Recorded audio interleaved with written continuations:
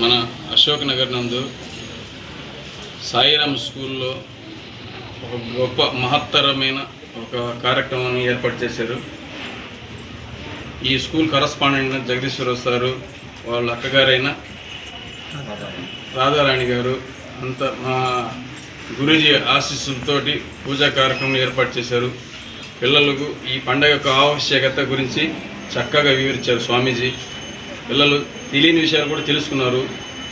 అసలు ముఖ్యంగా ఈ కాన్సెప్ట్ ఏంటంటే, ప్రతి సంవత్సరం వినాయకుని యొక్క ప్రతిమలు ఒక మట్టి బొమ్మలతో తయారు చేసి కాలుష్యం లేకుండా ప్రతి ఒక్కరు తెలుసుకునే విధంగా ఒక జనాల్లో మంచి చేయాలనే ఉద్దేశంతో మట్టి ప్రతిమలని, గణేష్ విగ్రహాలని తయారు చేపించి దరిదాపు 2000 పైచిలుకు మాట వాళ్ళు ఈ విగ్రహాలని ఇక్కడ చుట్టుపక్కల ఉన్న వాళ్ళకి, గ్రామస్తుల వాళ్ళకి, ఈ ఇలాకాలో ఉన్న వాళ్ళందరికీ ఇవ్వడం జరుగుతున్న విషయం చాలా గొప్ప విషయం.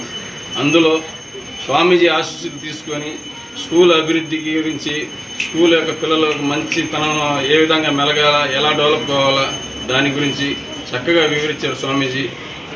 ఈ స్వామీజీ ఆశీస్సులు పిల్లగాలికి తర్వాత మా స్కూల్ కరస్పాండెంట్ జగదీష్ సార్ గారికి, వాళ్ళ సిస్టర్ అయిన రాధారాణి మేడం గారికి ప్రతి ఒక్కరు స్వామీజీ ఆశీస్సులు ఉండాలని, ఈ పండగ ముందు ఈ కార్యక్రమం జరపడం చాలా సంతోషమైన విషయం.